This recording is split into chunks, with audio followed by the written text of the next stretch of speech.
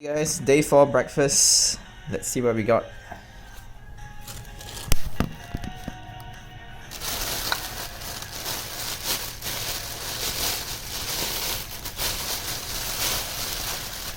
Cool. A pear. Oh, nice pear. Plain yogurt. More apple juice. Honey. Hey, time to break out that butter knife.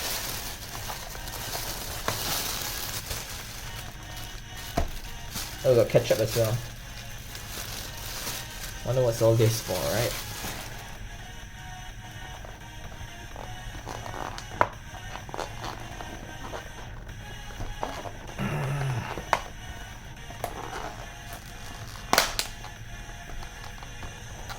Oh.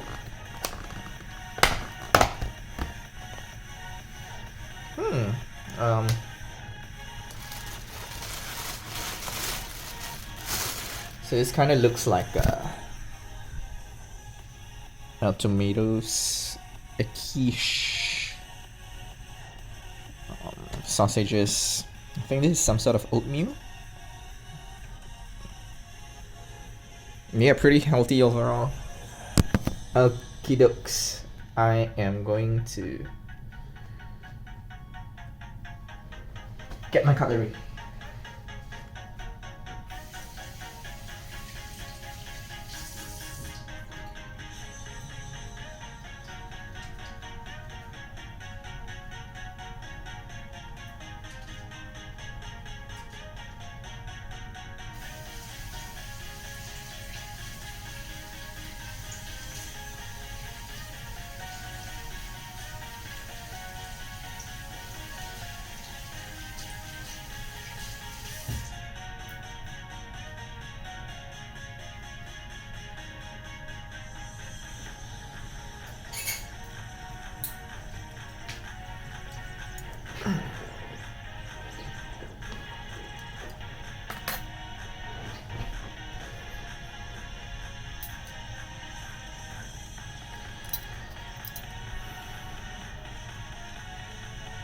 So today is a Saturday morning. What plans do you guys have?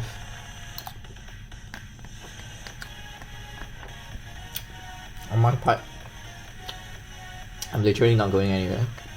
Haha. Actually, I'm gonna put the yogurt in the fridge first. And the pear.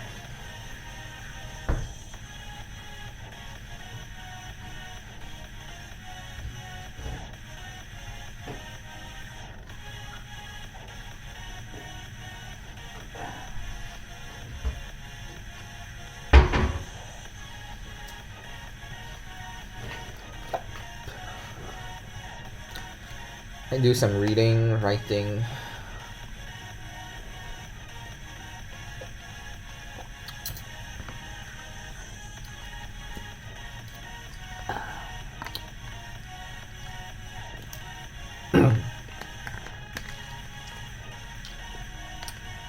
I hope the weekends still remain a weekend for you. Because I know ever since like the lockdown, and people started working from home, the lines between like being at work and being away from work have blurred for a lot of people.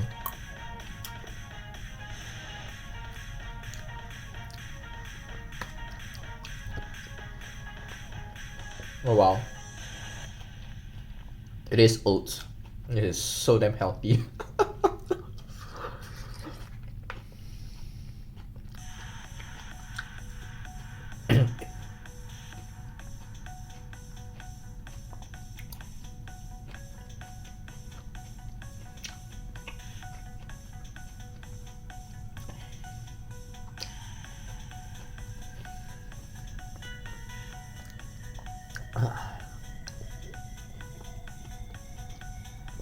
I wonder what honey is for. The oats maybe. I'm not gonna put honey in it.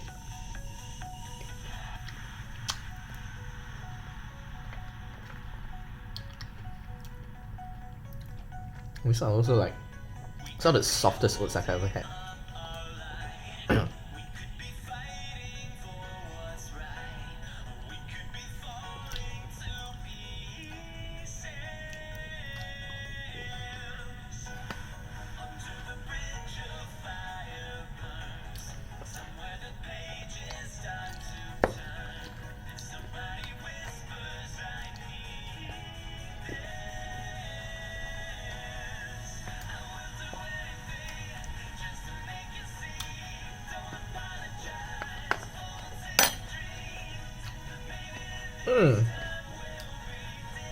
So today's the 9th day of the Lunar New Year. 拜天公. I think most people would have already done it like last night. So I was mentioning at dinner last night, I actually have like a funny story about this tradition.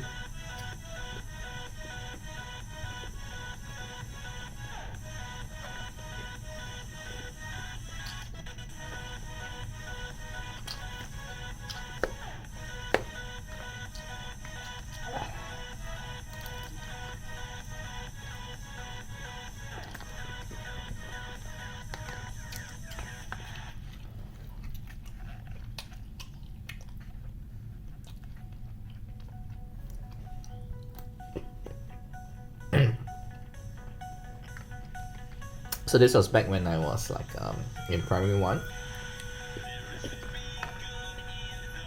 which is a heck of a long time ago.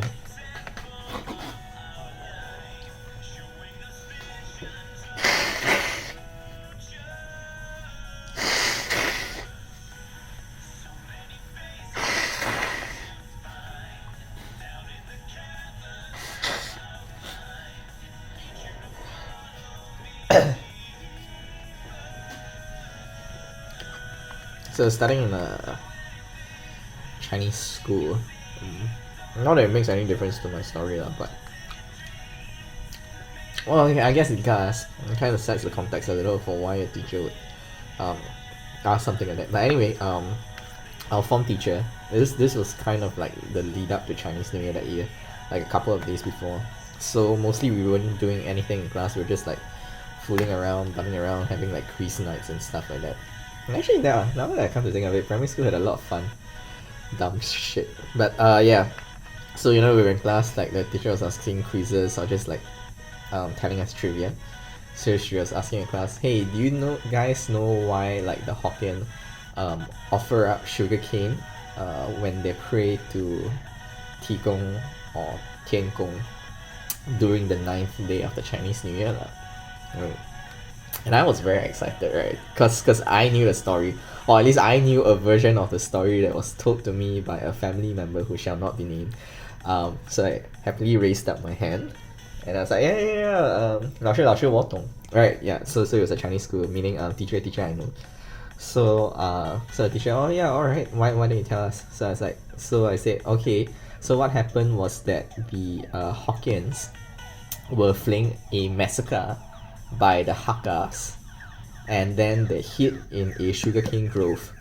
So because they successfully evaded slaughter, and then they came out on the 9th day, that's why they gave thanks to the sugarcane as well as like Ti Gong for having protected them lah. And honestly, after I said that, right, like all the Hakkas, so Hakkas and Hokkiens are like two different Chinese dialect groups, and they're pretty significantly represented in Malaysia's Chinese community, at least in the area where I was from.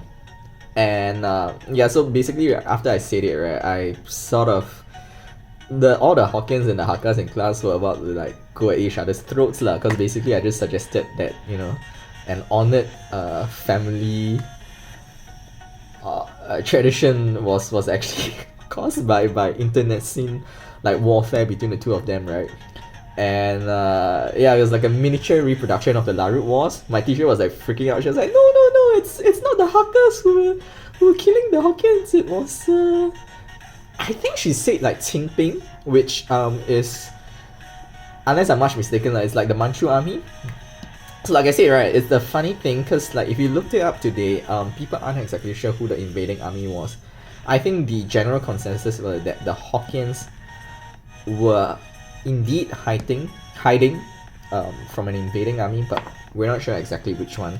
I mean, like China was pretty much war all the time.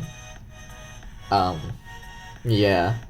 But I guess the funny part of the story was like I told a version which may have been true and which the person who told it to me insists is true.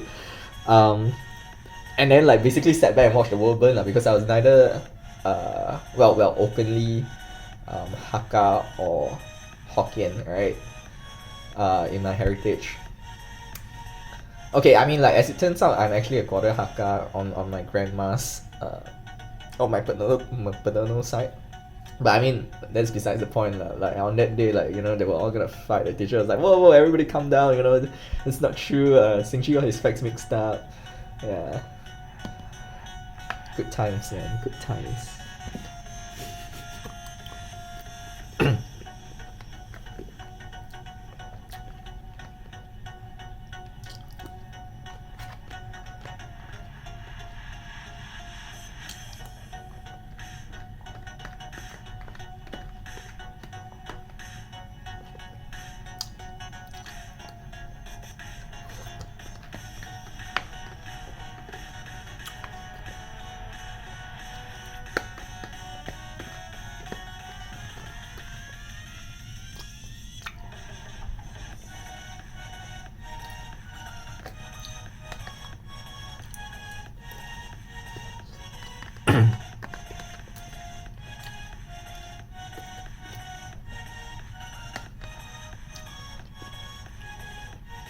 So in case you're wondering why this sounds so familiar and is it not copyrighted? This is actually like it's by Alan Walker, but it's not his famous song Faded. This is actually his NCS release version, right? The no copyright sound. And it's called Fade, which predates Faded. It doesn't feature the famous vocals, and I think the melody is tweaked a little bit as well. But you get the famous beat lah. So yeah, that's why I dare to play it.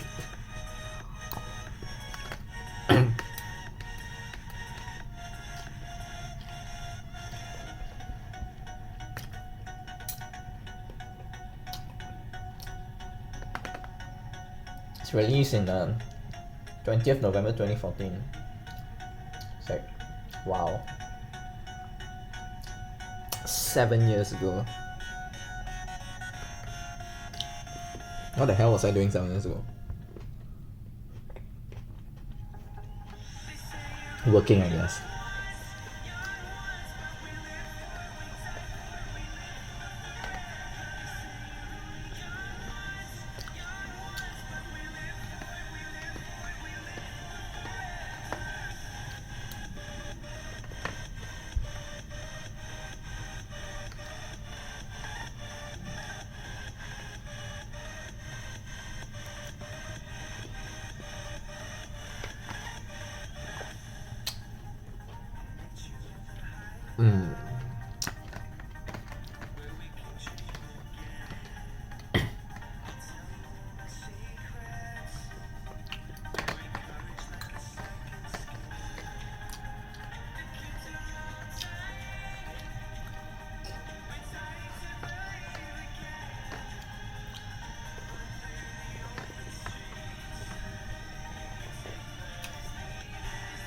Oh, oops.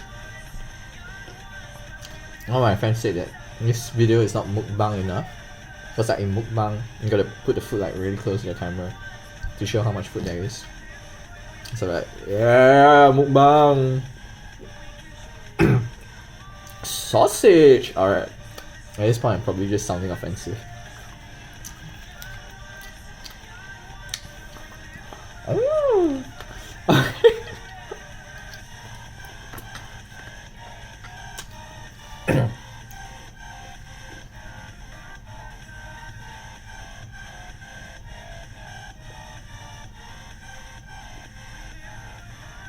Remind me to do it for the next video. I should probably watch some actual mukbang. Let's just see what the tropes are.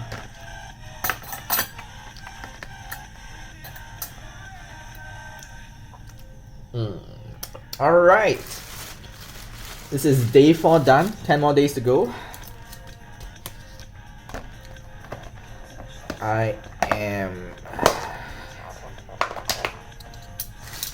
I'm going to take my temperature, check in with the front desk, and I'll see you at lunch. Ciao.